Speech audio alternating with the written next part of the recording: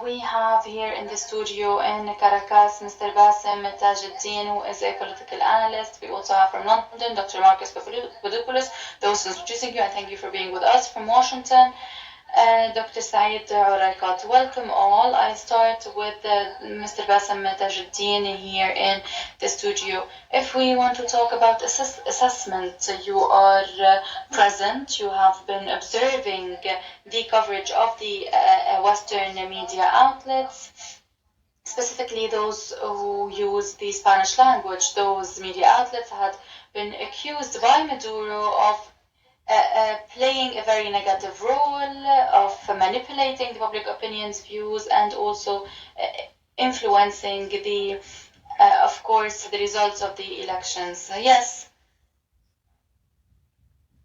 this is not a new policy.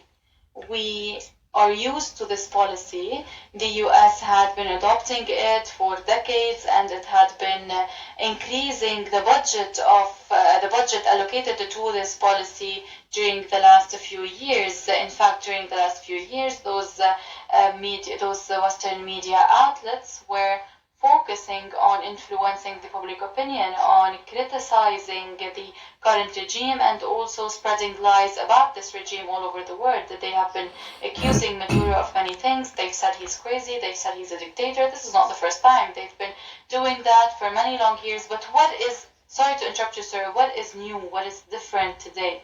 Why the situation today is different? I don't think that there is any deep difference or profound difference on this level today. We just have the elections, and in any country the elections is considered as a sensitive, or the phase of elections is considered as a sensitive one, and the Western media outlets can play this card in order to influence the public opinion. They're trying to lie and say that Maduro will not win, that he is not as popular as the opposition candidate. They are also trying to talk about possible tampering of the election results. So they're trying to use different campaigns and different pressure cards in order to influence the situation. We will talk about that even more with you, but before going back to our other guests, we will follow a mini report in order to understand in detail how are those media outlets trying to influence the public opinion. Welcome again. At every elections, presidential or legislative, Washington launches campaigns in order to incite against the current regime in Venezuela, and we have been witnessing this type of efforts all over the Western media outlets, specifically in the US. BBC and Washington Post have been focusing on, of course, the candidates, in addition to other journals and magazines. They've been portraying Maria Corina Machado and Edmundo Gonzalez as heroes against the dictatorship of Nicolas Maduro. Foreign policy says that the strong man could actually lose the elections in Venezuela, and that the opposition is accumulating efforts. France 24 also said that Venezuela's opposition might be very close to a win over Maduro. This campaign had also been focusing on the transparency of such elections. For example, foreign policy said or asked if the last dictator, which is Maduro, can be defeated. Another magazine said that Maduro will be the last dictator in, of course, South America or Latin America. Washington Post also said that the ordinary people are risking everything to protect Venezuela's vote. So, and the amount of fake news continues. Bloomberg, for example, said Venezuela is facing an increase in the level of oppression by the government, and of course they are publishing surveys that are not really true or accurate in order to spread lies and fake news as much as possible. We will now give the floor to Mr. Saeed Oraikat. You have been working in the field of media, specifically in the US. We want to ask you, how do you think are those American media outlets operating in order to cover these elections? These are very important elections for the US because Maduro, of course, is the first man in Latin America against the imperialism, against the West. So what kind of strategies are those Western media outlets using against Maduro today, based on, of course, the report that we've followed? Good evening to you, Ramia, and to your guests. Of course, the American media outlets, specifically when it comes to Cuba or Venezuela or others, Latin American countries, those American media outlets have one united and common positions. You've mentioned many magazines such as Washington Post, New York Times, but I'm also talking about CNN and other American media outlets. All of those outlets are focusing on specific points that were granted to those, of course, outlets by a certain stakeholder. They're focusing on the fact that Maduro had destroyed the country, had led to the collapse of the economy, that 7 million citizens have fled the countries. They went to the US and to other Latin American and Western countries. Maduro is a dictator. Maduro had been harmful to the economy in Venezuela. And I think that this campaign had been the same since the beginning of the regime of Hugo Chavez in the 90s. And everyone remembers that the US tried to support a coup in Venezuela. They supported Juan Guaido, and of course they brought him to the Congress to have a speech in front of the Congress, etc. So all of those moves are very similar. All of those policies, all of those narratives are very similar. The narrative is the same. It is focusing on the fact that Maduro is tampering the electoral process, and that he forced the judiciary to disqualify the opposition leader Maria Corina Machado. And of course, the American media outlets are not maybe officially linked to the American administration, but they are all speaking in the name of the American administration. We can hear the voice of the American administration via those media outlets. They're all talking about a potential manipulation of the elections, the fact that those elections will not be transparent, and that Maduro had threatened to use violence and to kill in order to, or if he ever lost the election. So whether we're talking about right-wing media outlets or more moderate ones such as CNN, all of those media outlets have the same narrative and are adopting the same narrative. Can you hear us, Ramia?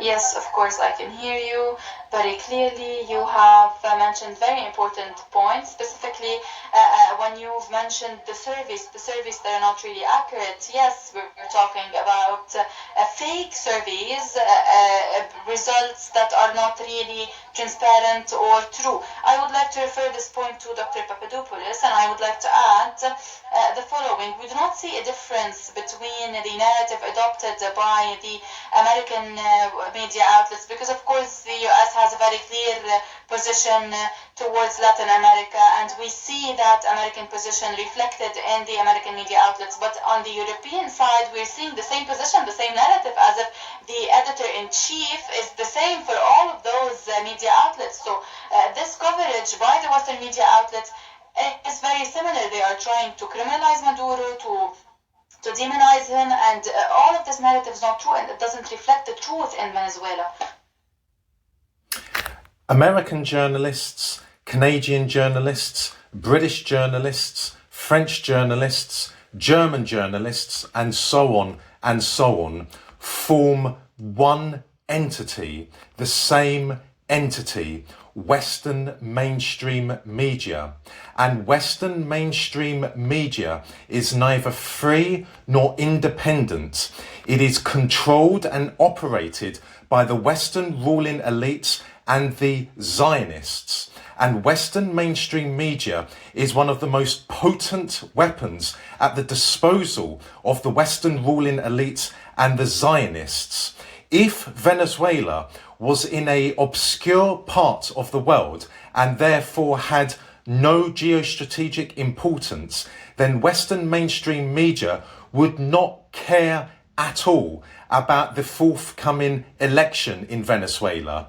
Western mainstream media only cares about the election in Venezuela because Venezuela is in a geostrategic part of the world and because Venezuela pursues an independent foreign policy and is not in the sphere of influence of the Western ruling elites and the Zionists. Western mainstream media, by portraying Venezuela as a tyranny, by portraying Maduro as a murderer, is attempting to influence the outcome of the presidential election in Venezuela by appealing to the Venezuelan people, by telling them that you are oppressed, you are ruled by a murderer, therefore vote for the opposition candidate. But of course, anyone with just half an ounce of intelligence will understand that whenever a Western mainstream journalist opens his or her mouth, a river of deceit comes gushing out. Because, as I said, the role of Western mainstream media is not to report the news. It is to demonize governments, demonize leaders, demonize countries which pursue independent foreign policies, which protect their country and their people from the malignant tentacles of the Western ruling elites and the Zionists.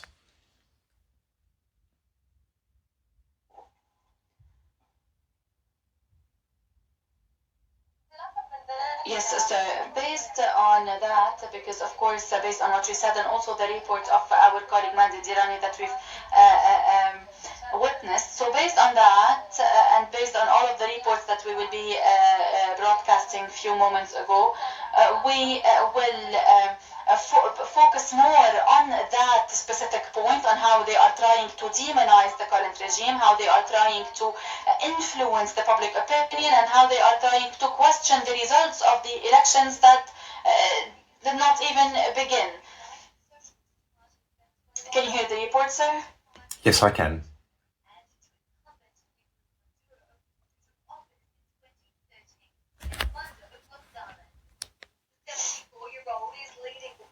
Promising improved salaries, vital infrastructure, and a focus on reducing migration. Gonzalez said Thursday he trusts the country's military will respect the will of the people. But other members of the opposition and some independent observers have questioned whether the vote will be fair, saying decisions by electoral authorities and the arrests of some opposition candidates and staff are meant to create obstacles. Reports say the National Guard has secretly imported anti-riot gear and refurbished armored vehicles that could be used against protesters. Meanwhile, the Army's top brass also pledged allegiance to Maduro by indulging in politics rather than preparing to safeguard the ballot. Gonzalez is ahead in the polls, but Nicolas Maduro, the successor to Hugo Chavez in power since 2013, is not going to go quietly. The opposition accused him of trying to hinder the running of the election, and the president appears to not intend to easily hand over power if the opposition wins, having frequently made reference to ensuing chaos.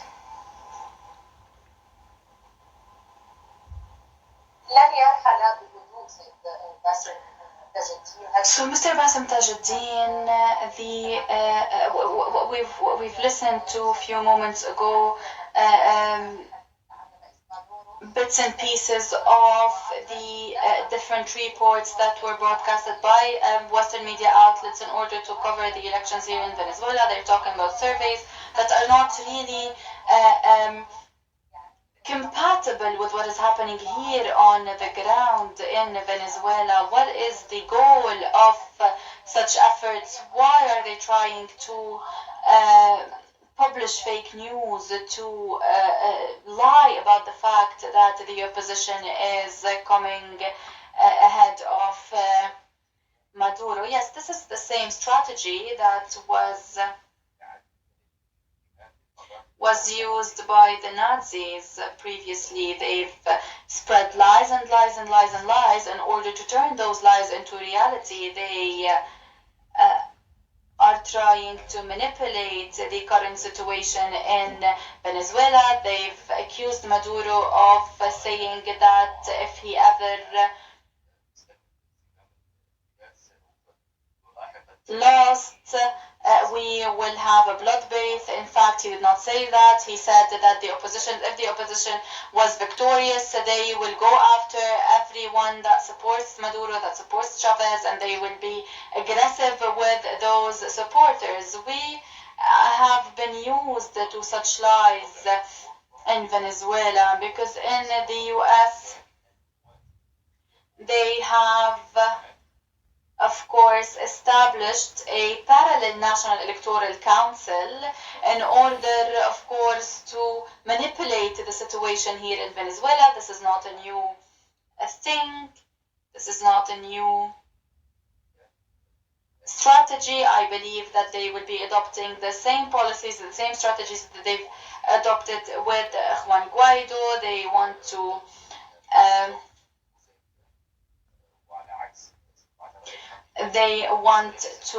of course, support a parallel or a shadow government, and the government of the opposition. They want to support that government. They want to impose that government in Venezuela.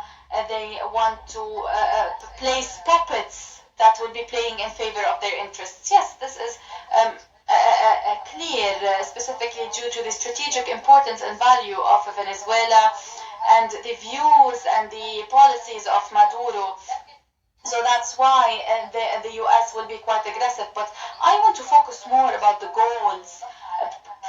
They have been publishing surveys, fake surveys, results or numbers that are not really reflecting the situation on the ground in Venezuela. Because if we look at Maduro's speeches and announcements, he did not say any of that, while the media outlets in the West are not even talking about the violence and the aggression that the right wing is calling for if ever they were victorious. So how do you think this will influence the situation on the ground, and to what extent do you think that the victory of Maduro will be the trigger to some kind of violent situations in the country?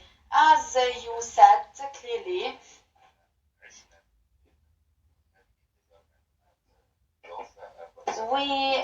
as I said, we have witnessed similar situations previously. When Hugo Chavez died, we have actually prepared for the elections, and Maduro won directly.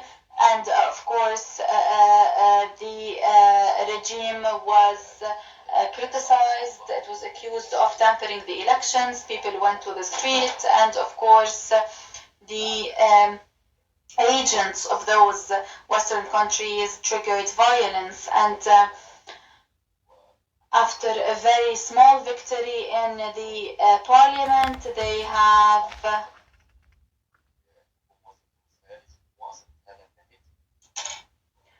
established a parallel or an alternative government in or outside the country, and we've seen what they've done with Guaido. So the US knows that on the social level, the opposition had lost a lot, and that chaos is the best shot for them to establish a parallel government that will not be supported by the Venezuelan population, that will not have any popularity. And of course, allow me to remind you that the security services and that the security agencies in the country have been mobilized to face any chaotic situation. Allow me to remind you that when Trump lost the elections, there were violent actions happening in Washington, and the security services and the security institutions in the US faced those rioters. So why is this not allowed in Venezuela? Why are the security services not allowed to protect the country? What do you think about that, Dr. Said Oraikat, the goals of those Western media outlets? Because when we see talks about the current elections, about the fact that the results of these upcoming elections will not be transparent even before the beginning of the electoral process, and also talks about the fact that Hugo Chavez is, of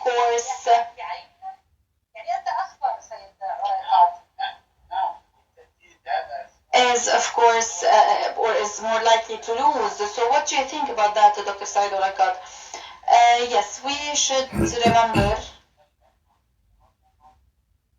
the fact that the US has adopted the Monroe policy that says that Latin America is the backyard of the US. And we should remember that when the US doesn't agree with the results of specific elections, they go and they intervene there. We've seen that in Nicaragua and other countries. The US is trying, by using violence, to keep its control over those countries. American media outlets, dear Ramia, whenever they are covering something outside of the country, these American media outlets start to represent the imperialism, this concept of imperialism of the US. They start acting as the voice of this imperialism. So when it comes to Gaza, for example, those media outlets adopt the same terms and maybe glossary that the American administration had granted them, and the situation is the same in Africa and South America, etc. Since the very first moment after Maduro's victory 10 years ago, they've started criticizing him, calling him names, describing him as or saying that he's a dictator, friend of Iran, friend of Hezbollah, etc. So all of these things come together.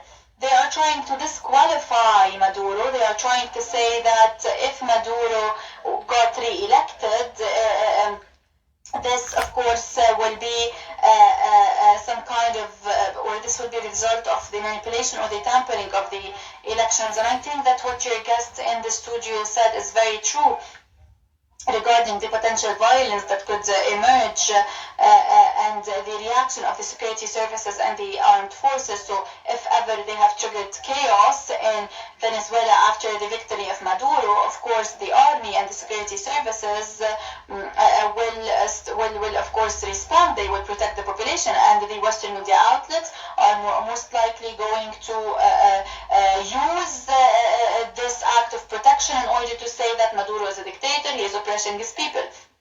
Of course, the problem there is the fact that Maduro is protecting the sovereignty of Venezuela on the resources. So what is the importance of this influence? I would like to refer this point to Dr. Papadopoulos. When we talk about the mainstream media outlets, the international ones that are, of course, broadcasting all over the world, huge ones that are, of course, being followed by millions all over the world, when they publish fake news, fake surveys, those fake news and fake surveys are considered by the public opinion as trustworthy ones. So what kind of influence do those outlets have on the international level? Western mainstream media is a multi-billion-dollar industry. It has influence in all four corners of the world, and one of its principal objectives is to justify the foreign policy of the Western ruling elites. So, for example, in regard to Ukraine, the Western mainstream media is presenting Zelensky as a freedom fighter, as a rebel, fighting against the evil, demonic Russian Federation. So, by saying that, Western mainstream media is attempting to justify to the people of the world the billions of dollars, the billions of pounds which are being sent to Zelensky. When it comes to Venezuela, if there are problems following the forthcoming election, then Western mainstream media will attempt to appeal to people all around the world by saying Maduro is a cheat, he is a dictator, he is a murderer. Therefore, the support which the American government and the British government, for example, is now providing to the opposition candidate is completely justified. That is how dangerous, how malignant Western mainstream media is. But if people anywhere in the world think independently and critically, they can blast massive holes through Western mainstream media, because Western mainstream media presents Maduro as a murderer, but they don't present Netanyahu as a murderer. Whatever Maduro may or may not have done, he has not murdered tens of thousands of people, including women, babies, and toddlers. And yet, Western mainstream media refers to Netanyahu as fighting against terrorism, as the legitimate leader of Israel. Again, if people just think for themselves, they can easily discard every filthy word which comes out of the mouths of Western mainstream journalists. And on top of that, let us not forget that the Western ruling elites hate the people in America. They hate the people in Britain. They have no loyalty to the British people, no loyalty to the American people. That is why they are bringing immigrants from outside of the Western world into the Western world to destroy the Western world from within. And they are doing that in collaboration with the Zionists. So again, if people think for themselves, they will see the horrific problems in Britain and in America caused by immigrants. And yet, Western mainstream media provides a cover for the immigrants being brought in to Britain and being brought in to America. So again, the Western ruling elites and their... Sorry to interrupt you, but this is very important. This is very interesting, specifically in terms of the narrative that they are trying to build. But specifically also when you talked about the narrative adopted when it comes to Zelensky on one hand and Maduro on the other hand. Also, we have an example here in Venezuela who is Edmundo Gonzalez. I would like to refer this point to our guest here in the studio.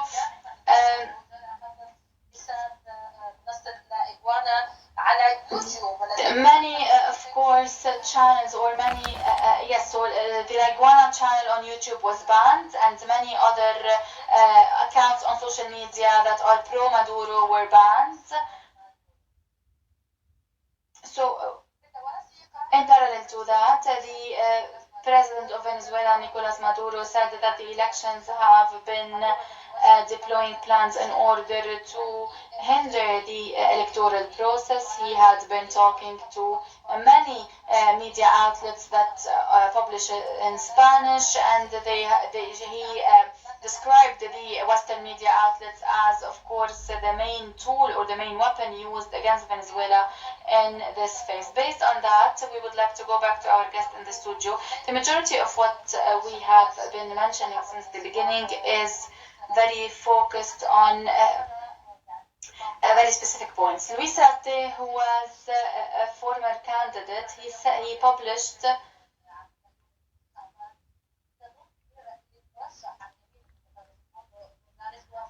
information about tickets for Edmundo Gonzalez and his wife one day after the elections. Luis Arte said that Edmundo Gonzalez and his wife will be trying to flee in the chaotic situation that will be triggered inside of Venezuela just after the elections. So the Western countries are trying to say that Venezuela's electoral process is not transparent, and they are trying to trigger chaos. They are trying to trigger chaotic and violent situations. Yes, this is true. The security forces, the intelligence forces, and the police have been talking about that. Maduro also, the President Maduro also talked about that. Maduro said that if I will not be re-elected, if the opposition wins, we will be facing a bloodbath. Venezuela had always been facing an aggression due to the presence of armed gangs that came into the country from the US and also from Colombia. They were trying to trigger chaos and trigger violence in the country for years and years. And I think that the main pain that the US is feeling today is the fact that none of their plans against Maduro was successful. They have been deploying efforts, they have been allocating budgets, millions and millions of dollars, not only to support media outlets, but also to support paramilitary factions, diplomats, politicians, NGOs, institutions, different stakeholders in order to face Maduro, but none of those strategies were successful. None of those strategies allowed the US to reach its goals and to place a puppet on the presidential chair. So of course today Venezuela had been accumulating experience and Venezuela is ready to face any chaotic scenario. You are talking today about information about the fact that the country is prepared to face any chaotic or violent situation after the results of the elections. Because previously we've seen very tragic scenarios, but I think the most tragic one was Guaido's scenario. Do you think that there are plans established in order to prevent such chaotic situations? Yes, of course. The government in Venezuela, the state here, and by accumulating experience over the years, had been capable of aborting many operations that aimed at triggering violence or chaos in Venezuela. The US is very mad because they have been spending a lot of money without reaching their goals, and over the last years Maduro's popularity got enhanced, and of course he got more leverage in the country. And on the international level today, the situation on the ground is clear. We all know the real, of course, taste of the public opinion. But if their plans that aim at supporting the opposition and allowing the opposition to reach the power, they will be trying to trigger chaos and violence. Mr. Said Uraikat, do you think that the US today is looking back at previous experiences? Guaido failed, and the US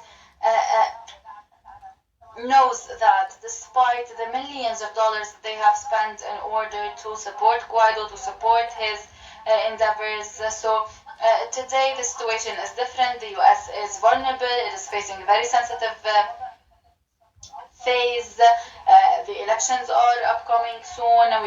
We also have the war in Gaza and the tensions that erupted from this war. Do you think that the US is ready to open the doors of chaos in Venezuela despite all of those vulnerabilities? Yes, Ramia, the US considers itself as a very powerful country, the first or the most powerful one all over the world. It has leverage all over the world and also in Latin America, and it considers that this hegemony that it has allows it to look at Latin America in a very different way. It allows it to intervene in Latin America. I think that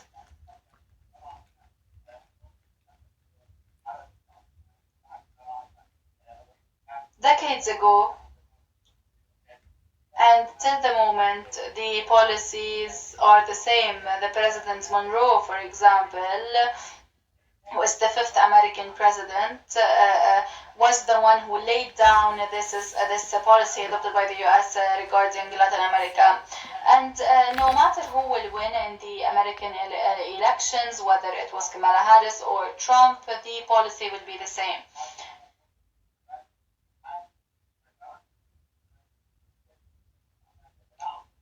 But of course, they are trying to promote fake news. They have manipulated Maduro's speech. They have said that Maduro is threatening his own people, and I think that the US will be adopting the same policy 200 years ago. Until the moment, we have seen what Obama did under his administration.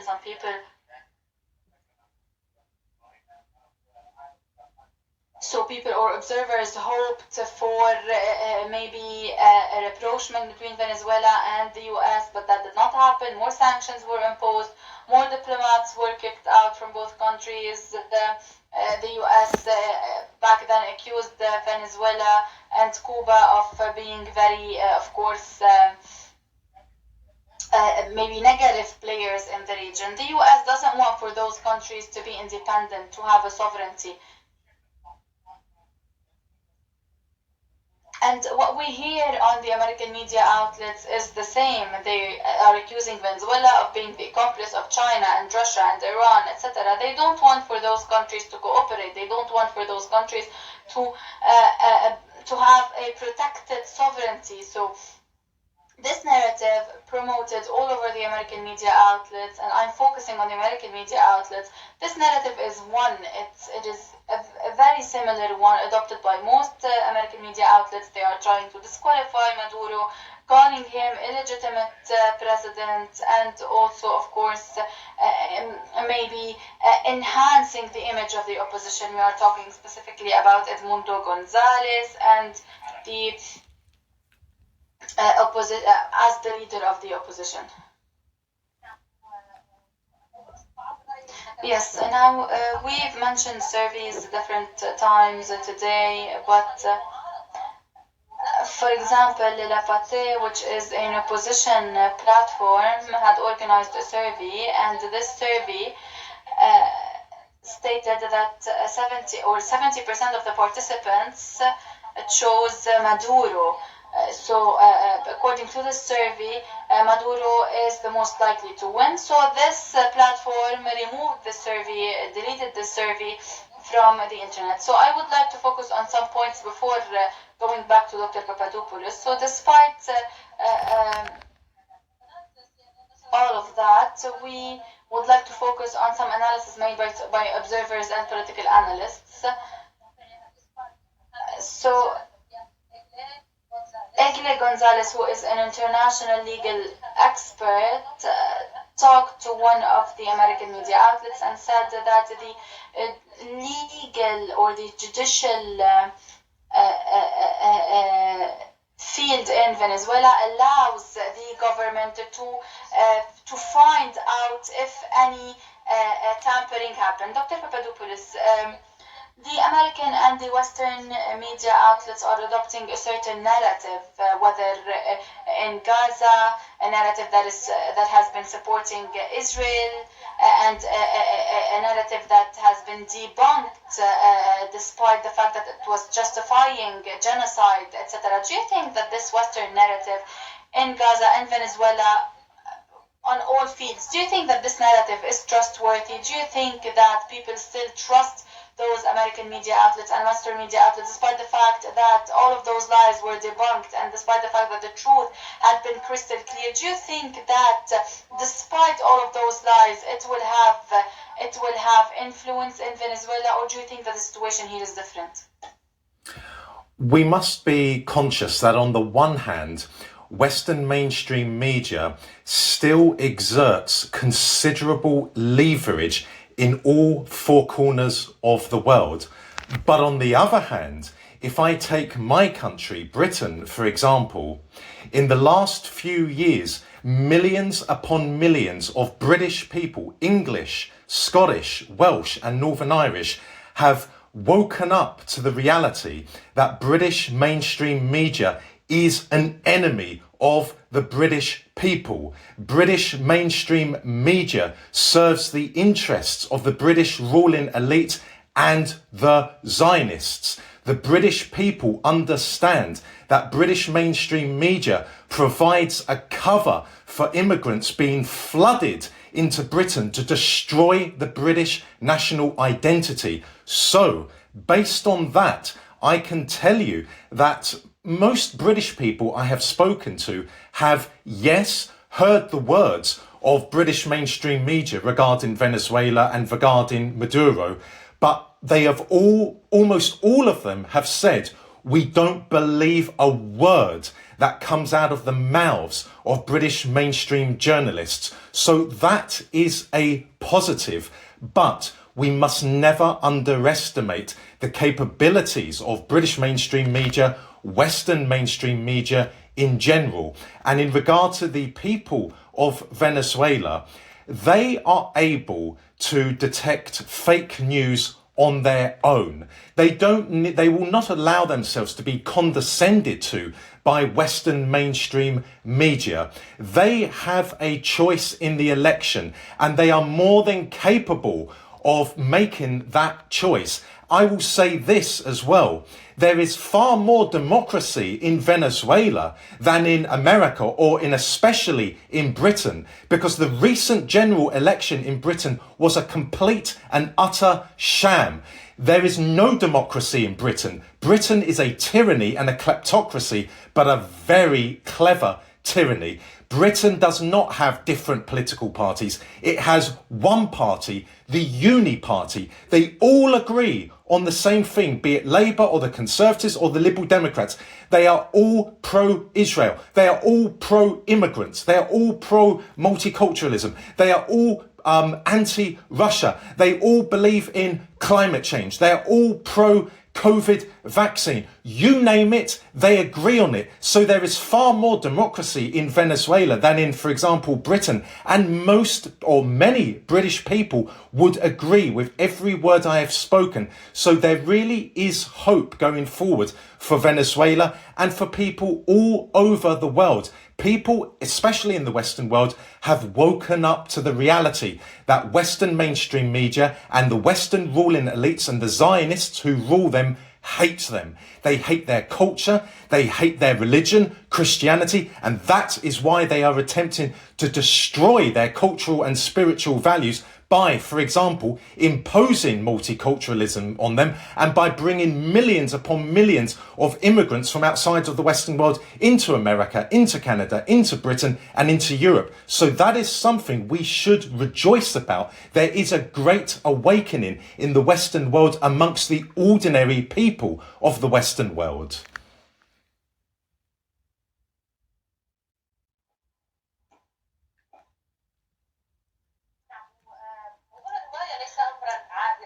Yes, of course, and this is not a very marginalized situation, because we found out that this is a very influential of course, concept, and that's why we've decided to go to Venezuela in order to cover what is happening on the ground in a more transparent way. If we look at those mainstream media outlets, we look at we witness very vague and very weird information, but when we go to Venezuela and we go to the streets, we see the people night and day. Security is there, safety is there, people are taking the streets, living their lives, even late at night when the campaigns were shut down, when the electoral silence started. People were still all over the country, living safely, living happily. So the image that they are trying to promote about Venezuela is so wrong. So the Petare neighborhood, we went to Petare neighborhood that is being portrayed as one of the most dangerous neighborhoods in the world. We went there and we've seen a very different situation, a very different image than the one that the mainstream media outlets were trying to, of course, promote. Back to you, Mr. Tajuddin. You've mentioned the potential violence that could occur in Venezuela. So you are in activism and you are witnessing both campaigns, the media campaigns here in Venezuela and the Western ones. So what do you think about both campaigns and which one is closer to the reality? The people of Venezuela is a happy, so the population of Venezuela is a happy one, is a resilient one. It had gained a very deep experience. It had learned very important lessons during the last 20 years. The different classes of this society had earned a very deep experience. Of course, the conscience of those had been facing a lot of campaigns. They have been trying to influence those the Venezuelans in order, of course, to pit them against each other. This imperialist hatred aimed at inciting the citizens of Venezuela on standing against their own land, their own interests. But I think that the conscience of the people is not something easily manipulated, and this had happened during the very first years of the revolution. Western media outlets, private media outlets in Venezuela also were trying to play the same role, and today the Western mainstream media is trying to play the same role, and they are now trying to use social media. But the youth today uses social media in order to have access to information, and this access to social media, of course, breaches the leverage that those mainstream media outlets have. But despite all of that, despite the different opportunities today, despite the fact that the people are more conscious, are more aware of the truth today, they are still trying to manipulate, they are still trying to change the situation. I would like to say that on the level of media, the US has a lot of leverage. It had been trying to preserve its own interests and the interests of Zionism all over the world. Chaos in Venezuela is still on their agenda because Venezuela has a geostrategic value, it has resources, it has power, it has influence, and they want to control Venezuela, control its resources, influence, and also they want to control the resources, but they are also trying to influence the policies, the foreign policies adopted by Venezuela, the role that Venezuela is playing on the international level. But of course, this will not happen. Sorry, Mr. Tajuddin, to interrupt you, but I want to ask you, do you think that Guaido's scenario, or what happened to Guaido, had increased the awareness of the citizens in Venezuela, and it had allowed them, do you think that it had allowed them to be more aware of the fact of the population in this region? Because of course the people of Venezuela had been going through different experience since 25 years. This population is an active one. It is a population that has a culture, that has knowledge, that has a history. So to what extent do you think Guaido's scenario had provided the population of Venezuela with an immunity against chaos, against interference, foreign interference? I think that the current right wing is disappointed. I'll give you an example. What is the number of opposition candidates? They are many. They do not have a united movement. This proves that they are disappointed, they are vulnerable, they are incapable of mobilizing their efforts, and I think that those oppositions who stand against the regime, who stand against the current values and culture of the country, they do not have another choice.